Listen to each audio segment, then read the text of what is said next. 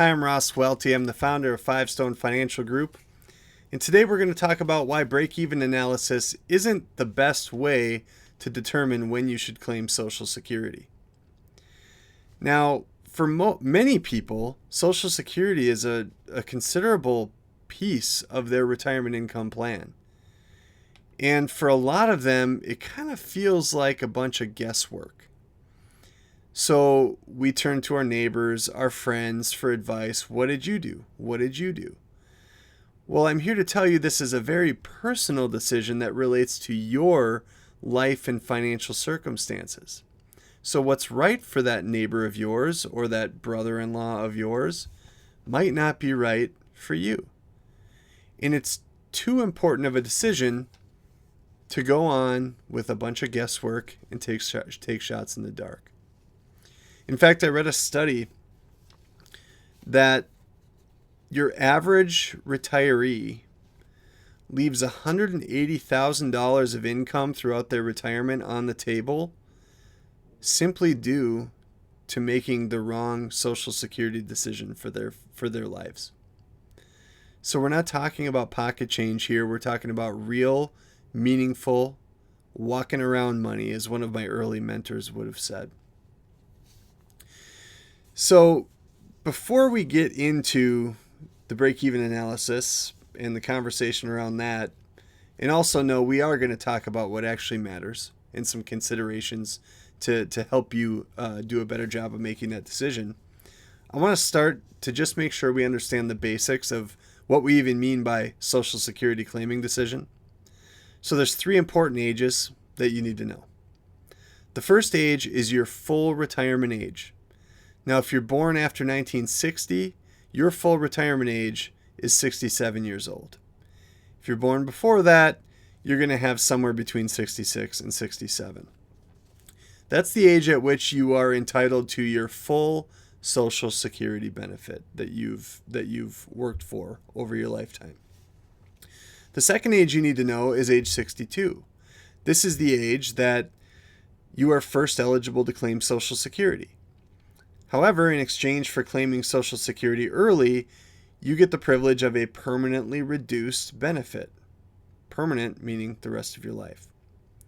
And the third age you need to know is age 70. This is the age at which you are eligible for maximum Social Security benefits. And the reason for that is every year you wait after age 67 or your full retirement age, you're receiving an 8% increase in your benefit.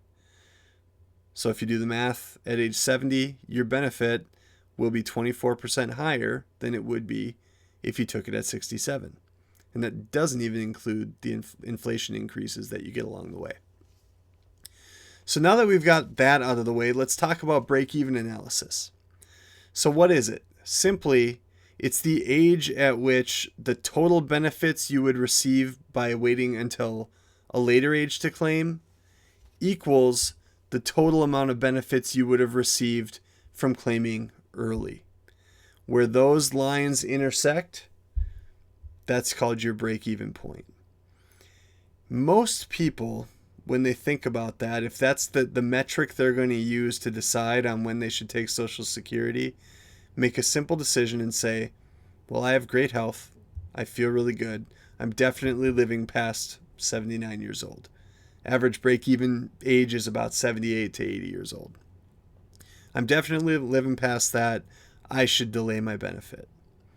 And another group of people might say, there's no way I'm living past that. I'm going to take my benefit early, no matter what at this point. And for some people, the temptation is to say, I'm just going to try to get what I can out of the system. I'm taking it early no matter what. So you can see these are single metric decisions that are made that aren't taking into account many things that actually matter in this decision. So we're going to talk a little bit about single people and married people because you might think about this a little bit differently. For a single person, the break-even point may be a valuable piece of information to use because you're talking about your life and you're the only one you have to consider in this equation. So break even can be a valuable data point, but it is just one data point that you can use. When you're married, the equation changes a little bit. So let's just start before we get to the married claiming decisions outside of break even, and why break even definitely is not a great metric on which to make your decision. Let's talk about some other things that do matter. So what other things can you consider before you claim? Because it's not just about your age, it's about your life. So some key factors you might want to think about are this. First, health and family longevity.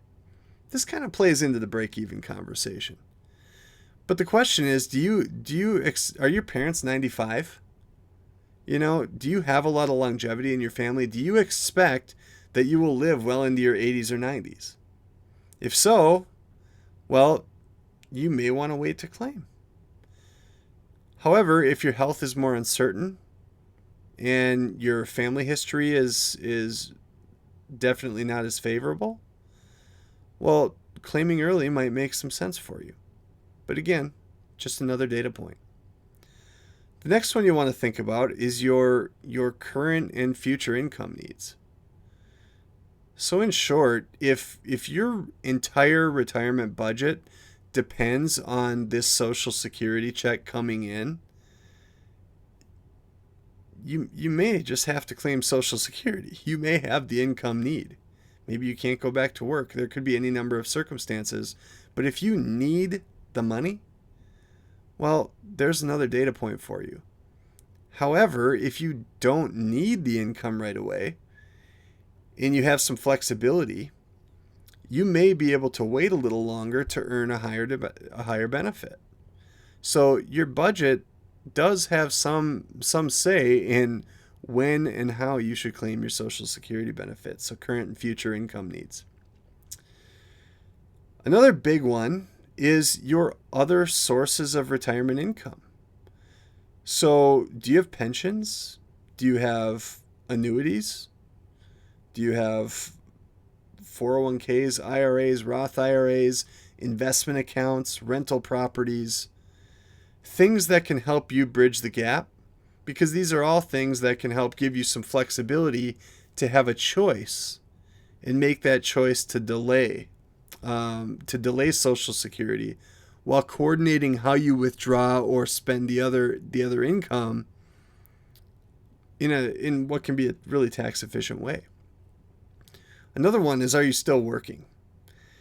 If you can't claim benefits before your full retirement age and you are still working, your benefits could be temporarily reduced for doing that if you exceed certain income thresholds. So if you exceed those thresholds and you're getting less of your benefit, it may make sense to just wait. Now, one caveat I'll make here is if you do take a reduced benefit because you're still working or earning too much money, that money doesn't go away.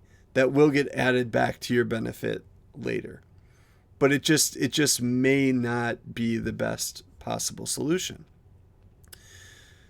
Now, another big one that people often forget about is tax strategy.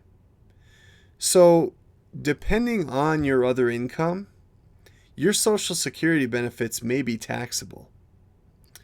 Essentially, there's a formula that the IRS uses to come up with your provisional income. Just as a brief definition, it's your income, like earned income sources or, IRA income, unearned income, plus tax-free interest added back on there, plus half of your Social Security benefit is added in there to come up with your provisional income, otherwise known as your modified adjusted gross income. And if that exceeds certain thresholds, it causes your Social Security benefit to be taxed. In one range, that could be up to 50% of your benefit, but at the maximum end of that spectrum, which isn't very high, mind you, your Social Security benefit, 85% of it could be subject to income tax. So that's one part of the tax strategy. But the second part is maybe you are doing some tax planning. Maybe you're planning to do some Roth conversions. Maybe you're working on things like that where taking Social Security will actually limit your ability to do that in an effective way. So if you're planning a long-term tax strategy and don't need the Social Security, and you have other ways, other sources of income that don't affect you from a tax perspective in the same way, it could be a really good opportunity to do some solid tax planning, long-term tax planning, before you turn that benefit on. And along those same lines is planning around required minimum distributions. If you're not aware, there's an age at which the IRS says, you know what? You've had that money in that pre-tax account long enough. We need you to start pulling some of that money out. Well, for some retirees, they hit the age where they have to take these required minimum distributions, and they're sizable. And all of a sudden they enter this period where now their Social Security is taxable a lot more than it ever had been. And it comes as a major surprise to some people. Well, we don't want that to be a surprise for you. So it's a consideration you have to make relative to your strategy. And I'd say last has to do with your desired lifestyle and your desire for guaranteed income. You know, depending on how much comfort you want in retirement, knowing that a larger portion of your income is guaranteed to you versus non-guaranteed investment income, things like that. Social Security is a really good guaranteed income source. Because unlike some sources, it's actually an inflation adjusted source of guaranteed income. Now, what we're not going to talk about in this video, but we will in the future, is the elephant in the room and the political conversation about, you know, the trust fund running out and what that's going to do to Social Security benefits. That's not the subject of this one, but I promise you we will talk about that. So just know that depending on what you need this Social Security benefit to be in regards to your income strategy matters. So just to recap some of these other factors outside of break-even analysis: health and family longevity, current and future income needs, other retirement income sources. Are you still working? You know, so not even retirement income, just working income. Long-term tax planning around required minimum distributions. These are all things that play into this seemingly throwaway decision on when to claim Social Security. So, break-even analysis, one data point. Now let's talk about you married folk out there. If you're going to claim Social Security, this break-even analysis almost becomes irrelevant for a married couple. And here's why. Let's just take a step back. If you are married, you're planning around 2 lives and 2 Social Security benefits. Now the thing to know is one of those Social Security benefits is temporary and one of those benefits is permanent. So the temporary benefit goes away when the first person passes away. The permanent benefit stays until the second person passes away. So the higher benefit is the permanent benefit. The lower benefit is the temporary benefit.